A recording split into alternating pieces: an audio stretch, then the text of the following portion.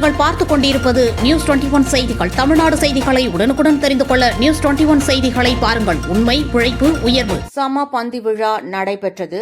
சிவகங்கை மாவட்டம் கொல்லங்குடி ஸ்ரீ அருள்மிகு வெட்டுடையார் காளியம்மன் திருக்கோவில் சம பந்தி விழா நடைபெற்றது.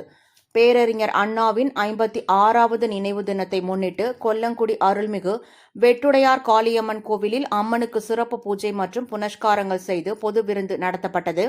சிவகங்கை வருவாய் கோட்டாட்சியர் விஜயகுமார் கலந்து கொண்டு பொதுமக்களுக்கு சேலை மற்றும் பூஜை பொருட்களை வழங்கிய பின்பு பொது சமபந்தி விருந்திலும் கலந்து கொண்டார். உடன் செயலாட்சியர், வருவாய் வட்டாட்சியர், கிராம நிர்வாக அலுவலர், ஊழியர்கள் உள்ளிட்ட அதிகாரிகளும், கோவில் அறங்காவலர் மற்றும் குழு தலைவரும், வடக்கு ஒன்றிய திமுக துணை செயலாளருமான கண்டிப்பட்டி வி.சி. கண்ணப்பன் தலைமையில் நடைபெற்றது.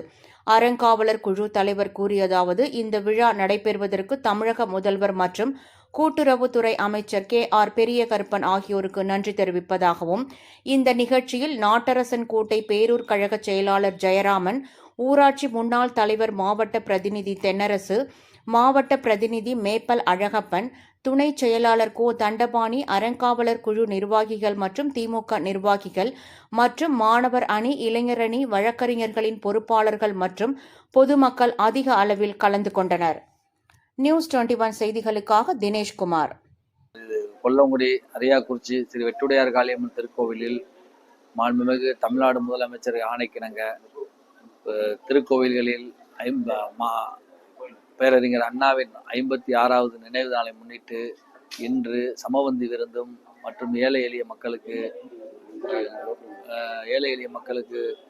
நலத்திட்ட உதவிகளும் சேலைகளும் வழங்கப்பட்டது. இதுக்கு ஆலோசனை நடத்திய மாண்புமிகு கே.ஆர். பெரியகருப்பன் அண்ணன் அவர்களுக்கும் நன்றியை தெரிவித்துக் கொள்கிறோம்.